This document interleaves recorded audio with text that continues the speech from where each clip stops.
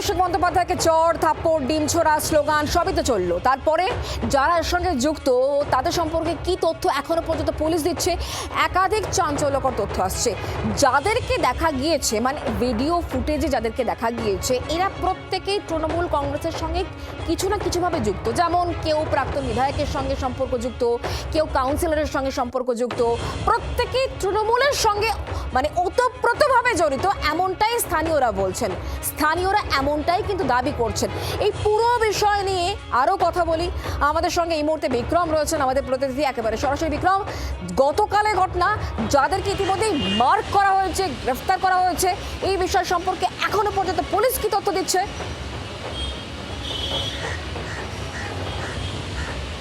দেখো, সোনারপুরে যিনি নিহত সঞ্জু কর্মকার নামে তৃণমূল কর্মী, যার বাড়িতে অভিষেক বন্দ্যোপাধ্যায় যাওয়ার সময় কার্যত তাকে হেনস্থা হতে হয়েছে, তাকে ডিম ছুঁড়ে মারা হয়েছে, এমনকি চর ঘুষি তাকে মারা হয়েছে, সেই ঘটনায় আমরা জানি যে পুলিশের তরফ থেকে ইতিমধ্যেই সুও মোটো অর্থাৎ স্বতঃপ্রণোদিতভাবে এফআইআর করা হয়েছে। সেই এফআইআরের ভিত্তিতেই তদন্ত করে, কারণ বেশ কিছু ভিডিও ফুটেজ পুলিশের সামনে আসে এবং যারা এই ঘটনায় অভিযুক্ত তাদেরকে চিহ্নিতকরণের কাজ হয়েছে, শনাক্তকরণের কাজ হয়েছে। কিন্তু সরাসরি যে ছবি আমরা দেখাচ্ছি, যেখানে কালো টি শার্ট পরে একটি ছেলে হাফ প্যান্ট পরে রয়েছে, তাকে ইতিমধ্যেই গ্রেফতার করা হয়েছে, যাকে দেখা যাচ্ছে যে অভিষেক বন্দ্যোপাধ্যায়কে তিনি আঘাত করছেন।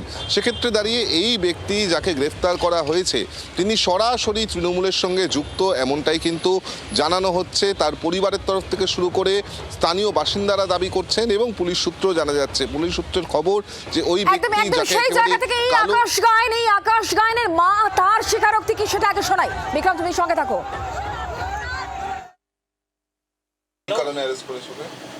আমি ঠিক জানি না, আমি অসুস্থ,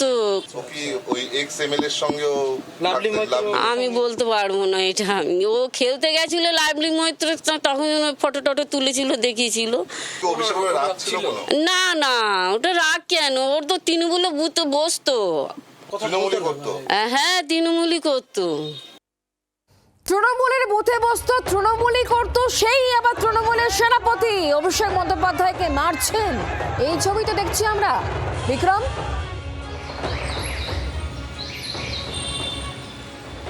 একেবারেই তাই। তার পরিবারের সদস্য অর্থাৎ তার মা নিজেই বলছেন যে তিনি তৃণমূল করতো, কেন অভিষেক বন্দ্যোপাধ্যায়কে তিনি মারলেন সেটা তিনিও বুঝতে পারছেন না, এবং তার সঙ্গে সঙ্গে তিনি তৃণমূলের বুথে পর্যন্ত বসতেন, এমনটাও কিন্তু জানানো হচ্ছে। শুধুমাত্র এই একজন অভিযুক্ত নয়, এর পাশাপাশি আমরা আরও দুজন অভিযুক্তর বাড়িতে গেছিলাম, সেখানেও যেটা তাদের পরিবারের সদস্যরা জানাচ্ছেন যে এরা প্রত্যেকেই তৃণমূল কংগ্রেসের সঙ্গে যুক্ত, এবং পুলিশ সূত্রের খবর বা স্থানীয়দের তরফ থেকে যেটা দাবি করা হচ্ছে যে এই প্রত্যেকেই তারা কিন্তু এর আগে অর্থাৎ 4 মের আগে পর্যন্ত তাদেরকে কাউকে প্রাক্তন বিধায়কের সঙ্গে দেখা যেত, কাউকে বা সেখানকার কাউন্সিলর বা কাউন্সিলরের স্বামীর সঙ্গে দেখা যেত।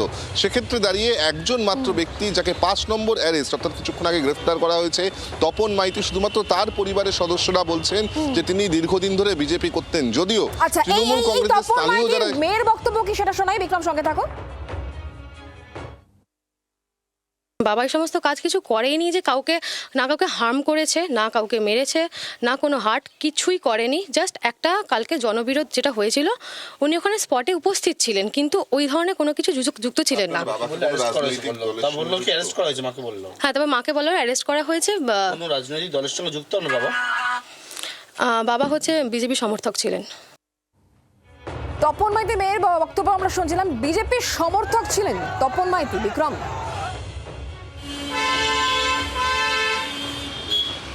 একেবারেই তার মেয়ে কিন্তু এমনটাই দাবি করছেন যে তিনি বিজেপির সমর্থক এবং তিনি বেশ কিছুদিন ধরেই বিজেপির হয়ে কাজ করছিলেন। যদিও তৃণমূলের স্থানীয় যারা নেতৃত্ব তাদের তরফ থেকে যেটা জানানো হচ্ছে যে মূলত তপন মাইতি তিনি কিন্তু আগে তৃণমূল করতেন, পরবর্তী ক্ষেত্রে তিনি হয়তো বিজেপির সঙ্গে যুক্ত ছিলেন। কিন্তু আমার যেটা বক্তব্য তা হলো, এতজনকে গ্রেফতার করা হয়েছে, 5 জনকে গ্রেফতার করা হয়েছে, এখনো পর্যন্ত আরও 2 জনকে আটক করে জিজ্ঞাসাবাদ করা হচ্ছে। অধিকাংশই কিন্তু তৃণমূলের সঙ্গে সরাসরি যুক্ত এবং প্রত্যেককেই মূলত এর আগে অভিষেক বন্দ্যোপাধ্যায়ের তরফে বা স্থানীয় তৃণমূল নেতৃত্বের তরফ থেকে কোনো রকম অভিযুক্ত এখনো দায়ের করা হয়নি। পুলিশ তো সুও মোটো কেস রুজু করেছে।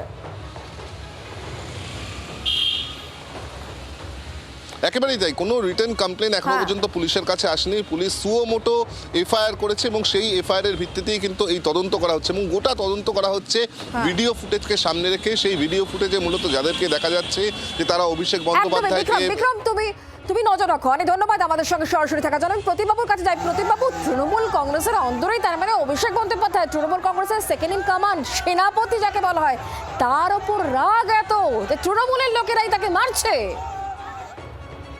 দেখুন, গতকালকের ঘটনার পরে তৃণমূল কংগ্রেস কিছু ছবি বাজারে বা সোশ্যাল মিডিয়ায় এনেছে যে বিজেপির ঘনিষ্ঠ লোকজন তাদের উপরে আক্রমণ করেছে। আজকে দেখা যাচ্ছে তৃণমূল কংগ্রেস করতো তারা আক্রমণ করেছে। আমি বলার চেষ্টা করছি যে গতকালের যে ঘটনা, যে জনবিক্ষোভ আমরা দেখেছি, তাহলে ওই ওয়ার্ডের সবাইকে অ্যারেস্ট করতে হয়, কারণ সবাই বাড়ির থেকে বেরিয়ে গেছিলেন, পুরুষ নারী নির্বিশেষে সবাই এসে বেরিয়েছিলেন। এবং বিজেপি হোক তৃণমূল হোক, যে প্রশ্নগুলো তাকে করা হয়েছিল সেই প্রশ্নগুলোর মধ্যে কোনো ভুল ছিল না, যে কোশ্চেন্স গুলো তার ফেস করতে হয়েছে।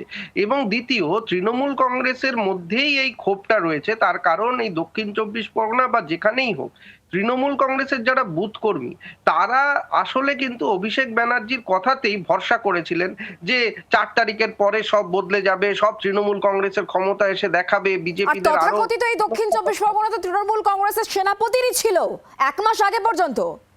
না, 1 মাস না, মানে 4 তারিখের আগে অবধি তারা এখানে, আপনি মনে রাখতে হবে যে Exactly. ওই কড়া পাহারায় নির্বাচনে ফলতাতে পুনর্নির্বাচন করাতে হলো, কতটা তারা তৃণমূল কংগ্রেসের এখানে দাপট ছিল। সেইখানে আমি বলছি যে বুথ লেভেলের কর্মী তারা আজকে হতাশ যে অভিষেক বন্দ্যোপাধ্যায় তাদের মিথ্যে প্রতিশ্রুতি দিয়েছিলেন, মিথ্যে প্রতিশ্রুতির উপরে আর ভর এরকম করে। অভিযোগ ভুরি ভুরি রয়েছে। বাংলার আওয়াজ, বাঙালির আবেগ, জি 24 ঘন্টা।